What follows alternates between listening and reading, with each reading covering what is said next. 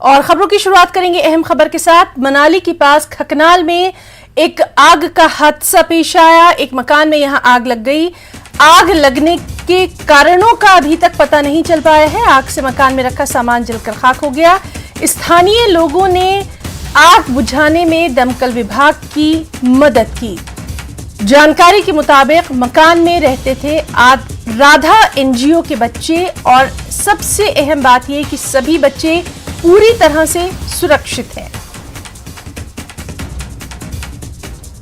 तो कितनी भयंकर ये आग थी, तस्वीरों के जरिए पता साफ तौर पर लग रहा है। आग से मकान में रखा सामान जलकर राख हो गया, लेकिन यहां जो बच्चे रहते थे वो पूरी तरह सुरक्षित हैं।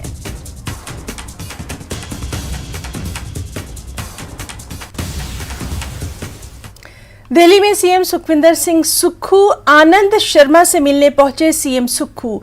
तो एक और अहम खबर, दिल्ली में आनंद शर्मा से उनके आवास पर दोनों नेताओं में ये बैठक हुई है। सीएम बनने के बाद सुक्खू आनंद शर्मा से मिलने पहुंचे हैं। कई और लीडरों से वो मुलाकात कर रहे हैं। हिमाचल कांग्रेस से जुड़े सभी नेताओं से वो दिल्ली में मुलाकात कर रहे हैं। तो दिल्ली में सीएम सुखविंदर सिंह सुक्खू और आनंद शर्मा से मुलाकात की ये तस्वीरें हैं। आनंद शर्मा के आवास पर दोनों नेताओं में बैठक हुई। सीएम बनने के बाद सुक्खू हिमाचल कांग्रेस से जुड़े कई अहम नेताओं से लगातार मुलाकात कर रहे हैं।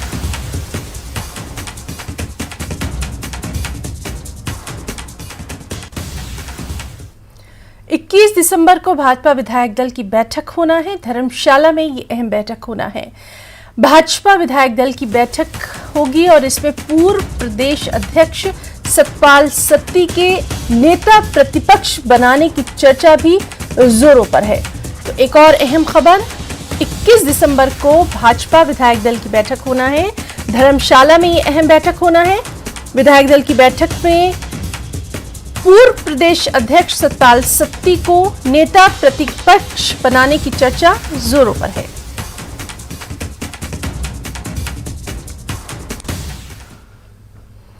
बाईस दिसंबर से 24 दिसंबर तक धर्मशाला के तपोवन में ही विधानसभा का 3 दिवसीय सत्र चलेगा। इसे लेकर विधानसभा से लेकर आने जाने वाले रास्तों को भी सजाने संवारने का काम शुरू हो चुका है। तपोवन की ओर जाने वाली घंटाघर चौक को भी मेहमानों के स्वागत के लिए खासतौर पर तैयार किया जा रहा है। यहाँ नगर निगम से लेकर पीडब्ल्यूडी विभाग के अधिकारी लगातार काम में जुटे हुए हैं।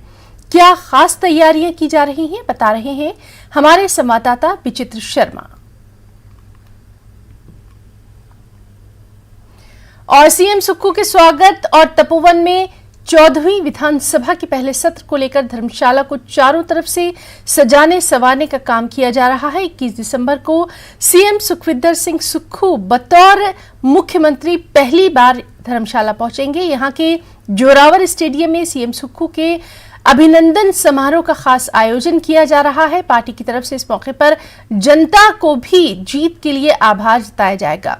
कांग्रेस कार्यकर्ताओं के साथ प्रशासन की टीम भी इस आयोजन को यादगार बनाने में जुट गई है।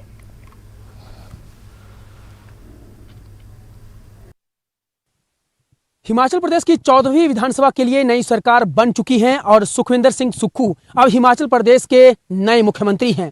नया मुख्यमंत्री होने के नाते जो है पहली मर्तबा सुखविंदर सिंह सुक्खू जो है विधानसभा के शीतकालीन सत्र से एक दिन पहले यानी 21 दिसंबर को कांगड़ा में पहुंच रहे हैं। और कांगड़ा में पहुंचने की एवज में जो है कांगड़ा के तमाम कांग्रेसी नेता और यहाँ के विधायक जो हैं अपने नए मुख्यमंत्री का स्वागत सत्कार करना चाहते हैं, अभिनंदन समारोह आयोजित करना चाहते हैं। और ये जो अभिनंदन समारोह है जिस जगह पर आयोजित होना है मैं उसी जगह पर मौजूद हूं। मैं कैमरामैन से कहूंगा कि इस जगह का थोड़ा सा मौका मुआयना करके अपने दर्शकों को दिखाएं कि किस तरह से ये जो पूरा ये जो जगह है ये है जोरावर स्टेडियम। और ये जो जोरावर स्टेडियम है ये तपोवन यानी जहां पर विधानसभा परिसर है वहां से 1 किलोमीटर पीछे है। और यही वो जगह जो है कांग्रेसियों की ओर से चुनी गई है जहां पर 21 दिसंबर को नए मुख्यमंत्री सुखविंदर सिंह सुक्खू का जो है अभिनंदन यहां पर किया जाना है। इसके मद्देनजर जो है अभी से तैयारियों के लिए जायजा यहां पर लिया जा रहा है। अभी एक टीम जो है यहां पर आकर गई है जो कि यहां पर देख रही थी कि किस तरह से इस पूरे ग्राउंड को जो है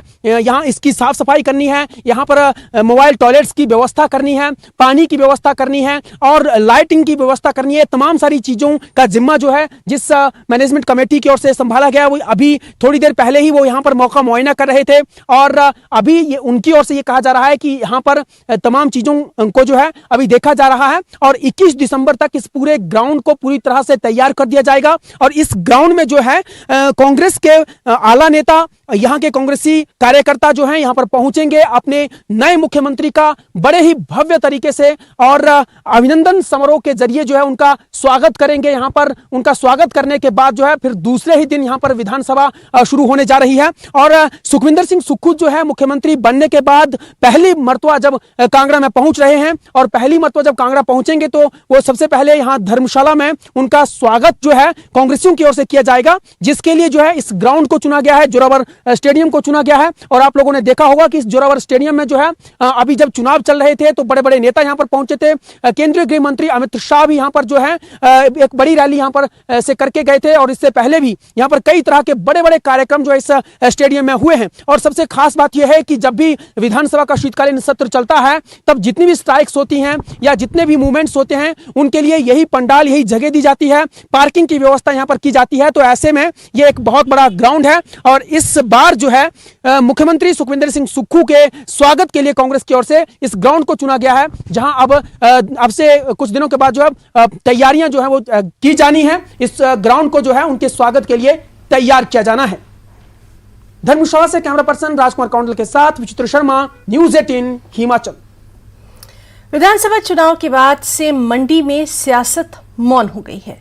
इस सियासी खामोशी में विकास कार्यों को लेकर लोगों में सवाल भी है।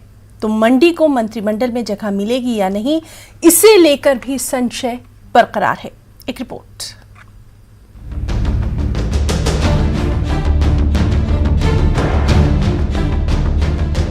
मंडी के इतिहास में पहली बार चुनाव के बाद ना तो जीत का कोई जश्न हुआ और ना ही सरकार बनने का। वजह यह है कि जो जीते हैं उनकी सरकार नहीं बनी है और जिनकी सरकार बनी है वो जीत नहीं पाए। ऐसे में ना तो भाजपा के प्रत्याशी अपनी जीत का जश्न मना पा रहे हैं और ना ही कांग्रेसी।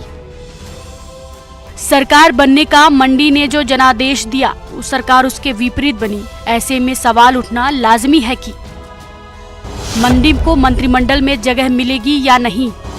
मंडी से जीते इकलौते कांग्रेस विधायक को मंत्री पद मिलेगा।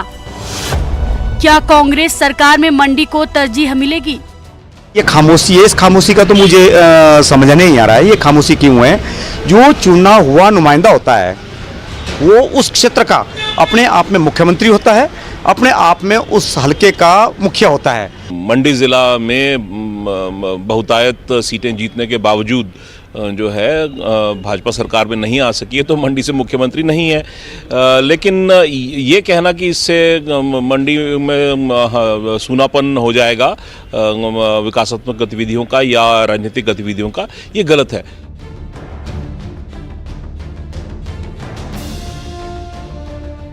बीजेपी सरकार के फैसलों की समीक्षा करने के सुक्खू सरकार के फैसले ने मंडी में टेंशन और बढ़ा दी है।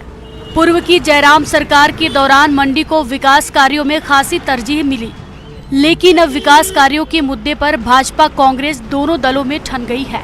आशा करते हैं कि जिस प्रकार से पूर्व की भारतीय जनता पार्टी की सरकार ने प्रदेश के विकास को जिस प्रकार से अनेक योजनाएं प्रदेश के लिए लागू की थी, सुक्खू जी भी उन्हीं योजनाओं को आगे लेके जाएंगे।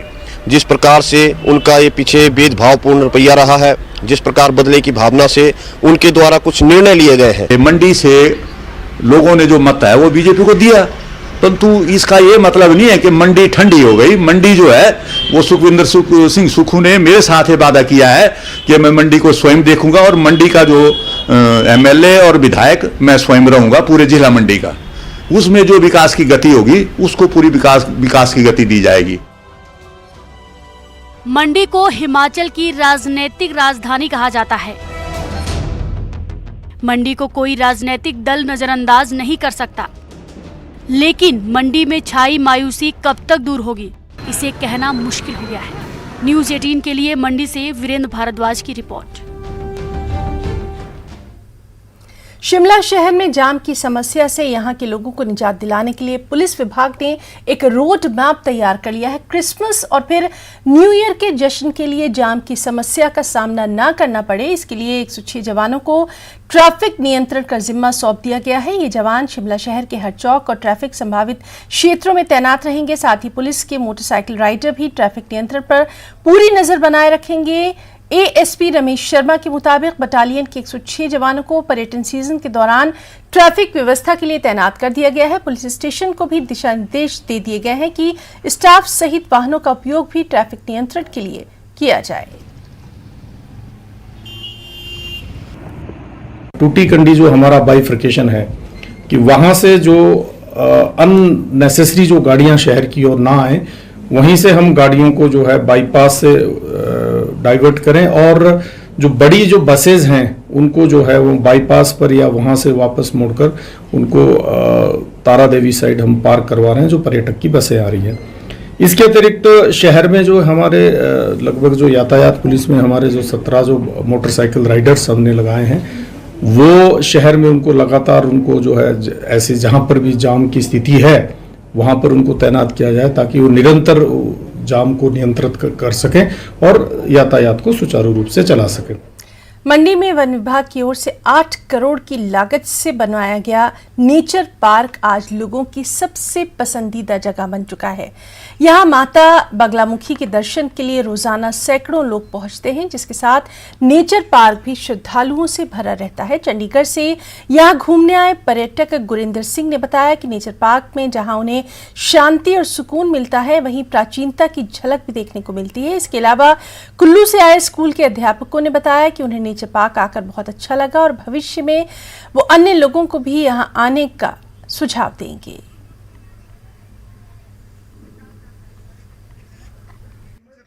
उसको देखा तो काफ़ी कुछ बहुत अच्छा लगा, बड़ी शांति है, बड़ा अच्छे ढंग से बनाया गया है, रहने की व्यवस्था भी है, यहाँ पे अच्छे रूम्स हैं और आप अपनी फैमिली के साथ आके अच्छा एंजॉय कर सकते हैं। तो मन बहुत खुश हुआ ये देख के। यहाँ आए तो ये तो बहुत सुंदर जगह है, जो ट्री हाउस बना हुआ है, ये हट्स बने हुए हैं और परंपरागत तरीके से हमारे जो पुराने कल्चर है उस हिसाब से बने, तो बहुत अच्छा है और बहुत खुली जगह है। हिमाचल के साथ साथ बाहरी राज्यों के पर्यटक भी आने शुरू हुए और जो भी यहाँ आता है तो इस पार्क को देख के बहुत खुश होते हैं और दूसरी बार आने का भी वादा करके जाते हैं। हमीरपुर में कुत्तों के झुंड के हमले में 3 साल की मासूम बच्ची की मौत के मामले में ह्यूमन राइट्स कमीशन ने जिला प्रशासन और नगर परिषद को नोटिस जारी कर दिया है। इसमें मानवाधिकार आयोग ने जवाब तलब करते हुए घटना के कारणों और घटना के बाद उठाए गए प्रभावी कदमों का विवरण मांगा है। नगर परिषद के कार्यकारी अधिकारी अक्षित गुप्ता का कहना है कि ह्यूमन राइट कमीशन की तरफ से जिला प्रशासन और नगर परिषद को नोटिस जारी कर दिया गया है। नोटिस में हादसे के कारणों की वजह भी पूछी गई है। मानवाधिकार ने उससे जवाब मांगा है कि क्या कारण रहे और उसका भी हमने जवाब देना है, तो यही है फिलहाल मानवाधिकार। भी इसमें हम जल्दी कार्रवाई करने वाले हैं। इसमें शहर में कुत्तों की जो भी स्टरलाइजेशन और वैक्सीनेशन के लिए कार्रवाई नगर परिषद ने शुरू कर दी है और आने वाले आपको 1-2 हफ्तों में इसकी कार्रवाई का नतीजा भी आपके सामने आ जाएगा। नाहन के पच्छाद विधानसभा क्षेत्र के सराहा में अब पीलिया यानी ज्वाइंटिस की स्थिति नियंत्रण में बताई जा रही है। बता दें कि सराहा क्षेत्र में पिछले कुछ दिनों में पीलिया के दर्जनों मामले सामने आए। यहां पीलिया से एक शख्स की मौत की भी खबर है। डीसी रामकुमार गौतम के मुताबिक अब क्षेत्र में पीलिया की स्थिति नियंत्रण में है और नए मामले सामने नहीं आ रहे। पिछले 20-25 दिनों से वहाँ पे कुछ केसेस पीलिया के जो रिपोर्ट हुए थे और उसको करने के लिए फिर वहाँ के पानी के सैंपल्स भी भरे गए थे और जो वहाँ पानी के जो हमारे टैंक्स हैं उसकी सफाई भी प्रॉपर्ली करवा दी गई थी और जो पानी के सैंपल जिनका या कंडा घाट भेजे थे लैब में उसमें से कुछ मैं देख रहा था कि आज की रिपोर्ट में अखबार में आया कि 3 सैंपल फेल हुए हैं।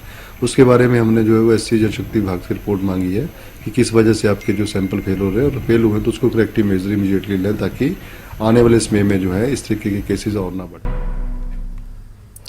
ब्रेक के बाद खबरों में आगे बढ़ेंगे। सीमेंट कंपनी विवाद पर सीएम नजरें बनाए हुए हैं। इस मामले में दिल्ली में न्यूज 18 से खास बातचीत में सीएम सुक्खू ने कहा कि कंपनी और ट्रांसपोर्टर्स को सुरक्षा देना सरकार का काम है। सरकार जनता को सस्ता सीमेंट भी दिलवाना चाहती है। इस मामले पर सरकार की नजर बनी हुई है और विवाद को जल्द सुलझा लिया जाएगा। बिलासपुर में सीमेंट फैक्ट्री है, उसको लेकर आपकी सरकार ने नोटिस दिया है कि इस तरीके से शटडाउन नहीं किया जा सकता, लोगों का जो रोजगार है उनसे छिन जाएगा। उसको लेकर आप लोग क्या कर रहे हैं, जो कि जो भारतीय जनता पार्टी के लोग हैं वो साफ तौर पे निशाना साध रहे हैं आपका? ये गलत बात है कि नोटिस दिया है। हमने कहा है कि जो ट्रक वाले हैं और जो कंपनी वाले हैं उनके बीच किराए को लेकर कहीं सहमति नहीं बनी। उस सहमति के लिए हमने कमेटी का गठन कर दिया गया है और अखबारों की नज़र द्वारा ये आया है, अखबारों के माध्यम से ये आया है कि कंपनी उसको बंद करना चाहती है। हमने ये नहीं पूछा कि बंद करना है कि नहीं करना है, हमने पूछा कि क्या आप उनको बंद करना चाहते हैं या नहीं करना चाहते, बस ये पूछा। तो उसका जवाब आएगा।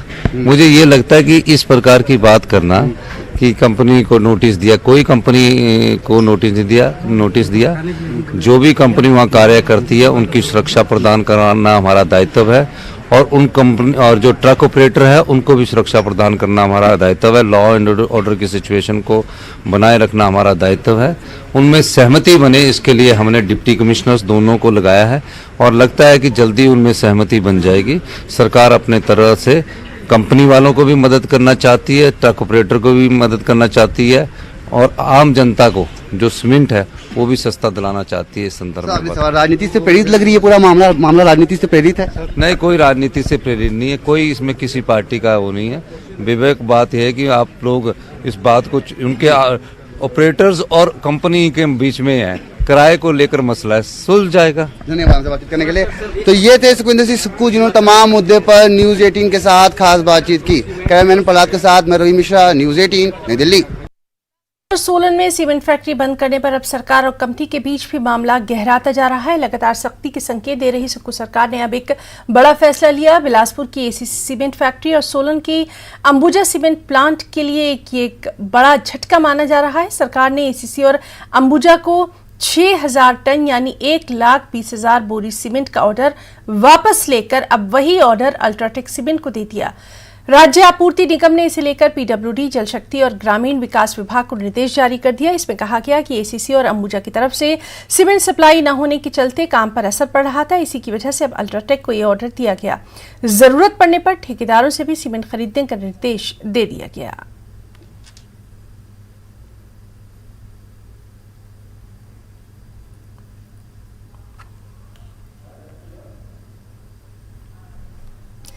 बिलासपुर के बरमाणा में सीमेंट प्लांट बंद करने का विरोध लगातार बढ़ता जा रहा है। लोगों ने रैली निकालकर एसीसी कंपनी के खिलाफ यहां विरोध प्रदर्शन किया। प्रदर्शन में कर्मचारियों, ट्रांसपोर्टर्स के अलावा भारी संख्या में सामाजिक कार्यकर्ता और आम लोग शामिल हुए और कंपनी के खिलाफ नारेबाजी की। असल में कंपनी और ट्रांसपोर्टर्स के बीच रेट के विवाद के बाद कंपनी ने 14 दिसंबर से प्लांट को बंद कर दिया है और कर्मचारियों को भी काम पर न आने का फरमान सुना दिया, जिसे 1984 में हुए एग्रीमेंट का उल्लंघन बताते हुए लगातार प्रदर्शन किया जा रहा है। कंपनी जिस रेट पर ट्रांसपोर्टेशन की बात कह रही है, ट्रांसपोर्टर्स उसके लिए तैयार नहीं और कंपनी ट्रांसपोर्टर्स को ज्यादा रेट देने को तैयार नहीं है।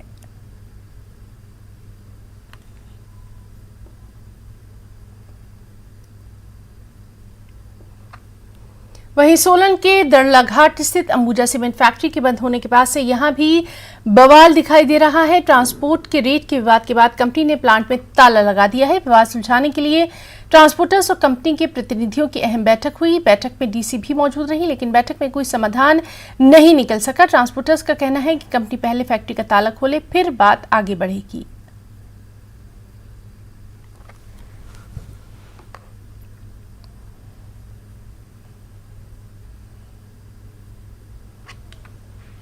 और वहीं कांग्रेस ने सीमेंट फैक्ट्रियों पर गंभीर आरोप लगाए हैं। कांग्रेस का कहना है कि ट्रांसपोर्टर्स और कंपनी में रेट को लेकर पहले से विवाद था, जिस पर समझौता हो चुका था, मगर कंपनी नई सरकार के सत्ता में आने के बाद बदल गई। लेकिन सरकार किसी भी तरीके से विवाद सुलझाने में जुटी हुई है। जरूरत पड़ी तो सीएम खुद कंपनियों के मालिक से बात करेंगे।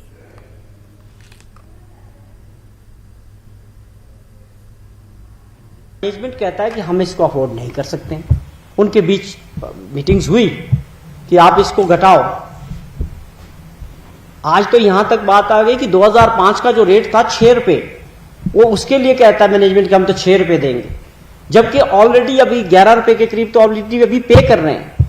फिर भी उनके बीच एक कॉम्प्रोमाइज हुआ था। जहां तक मुझे मालूम हुआ है कि 9 रुपए 30 पैसे में कॉम्प्रोमाइज हो चुका था कि हम जब ये सरकार इलेक्शन था उससे पहले उनकी मीटिंग हुई, उसमें दोनों पार्टीज इस बात पे एग्रीड हो गई और ट्रांसपोर्टरों ने 11 रुपए से बजाय नीचे को घटा दिया, 9.30 पे एग्रीड हो गए, मैनेजमेंट भी और ट्रांसपोर्टर भी। अब आप देखिए सरकार बदली तो मैनेजमेंट ने अपना रुख बदल दिया।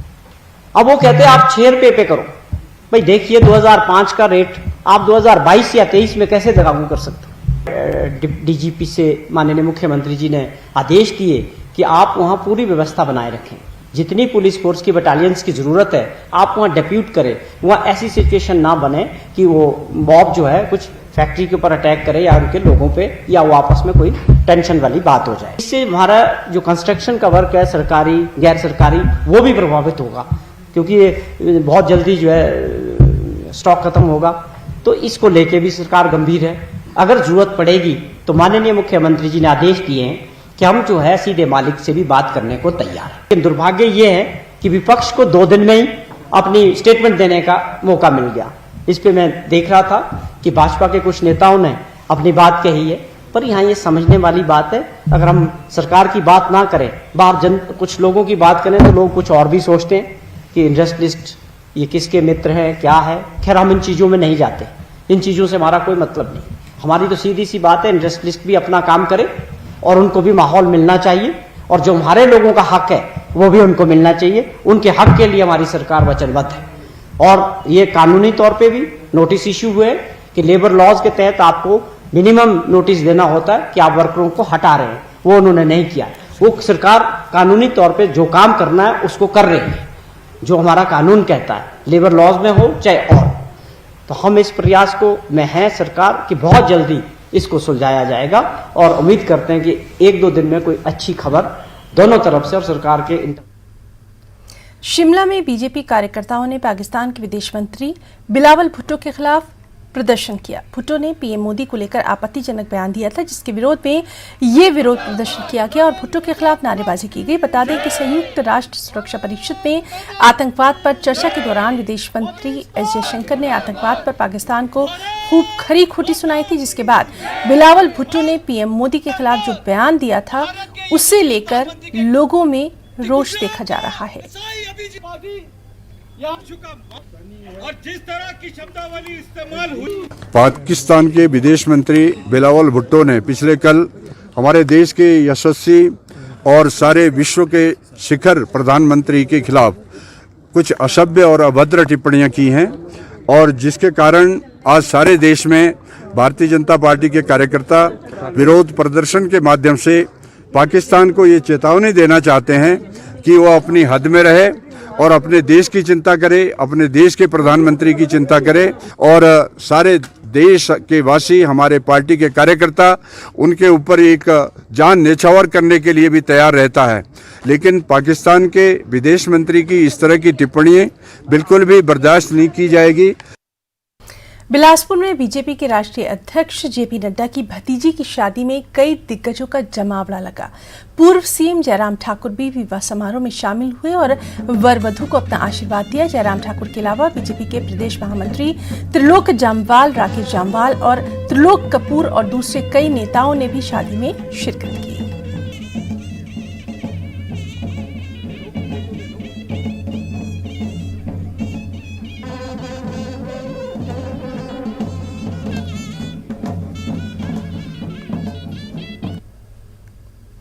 सिरमौर में बर्फबारी से निपटने के लिए प्रशासन पूरी तरह से तैयार है। बारिश से प्रभावित होने वाले इलाकों में पर्याप्त मात्रा में प्रशासन की ओर से आवश्यक वस्तुओं की सप्लाई कर दी गई है। डीसी रामकुमार गौतम के मुताबिक बर्फबारी से निपटने के लिए प्रशासन पूरी तरह से तैयार है। उन्होंने कहा कि लोक निर्माण विभाग को ऐसे स्थानों पर जेसीबी मशीनें तैनात करने के निर्देश दे दिए गए हैं जहां भारी बर्फबारी से रास्ते बंद हो जाते हैं।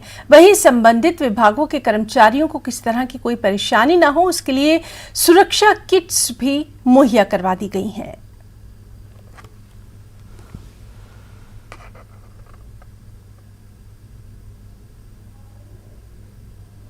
वर्ल्ड टॉयलेट डे के बेहद ही खास मौके पर नेटवर्क 18 ने रैकेट के साथ अपनी मुहिम मिशन स्वच्छता और पानी के तहत 8 घंटों का एक ग्रैंड टेलीथॉन आयोजित किया ताकि देश में स्वच्छता के स्तर को बेहतर बनाया जा सके। इस खास मौके पर देश भर से सरकार के प्रतिनिधि, मशहूर शख्सियतें, बदलाव लाने में जुटे लोग, स्वच्छता कर्मी और बुद्धिजीवी एक मंच पर जुटे और ये भरोसा जताया कि स्वच्छता के लक्ष्य को हासिल करने के दौरान देश के हर नागरिक को साथ लेकर आगे बढ़ा जाएगा।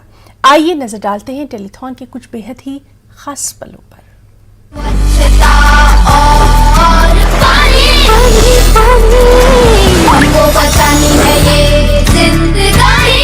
पानी के बारे में मैंने बहुत सुना है कि जैसे अभी तो बहुत सारे लोगों अपने देश में कि वो प्रॉपर क्लीन वाटर अभी तक अवेलेबल नहीं है, टॉयलेट्स अवेलेबल नहीं है।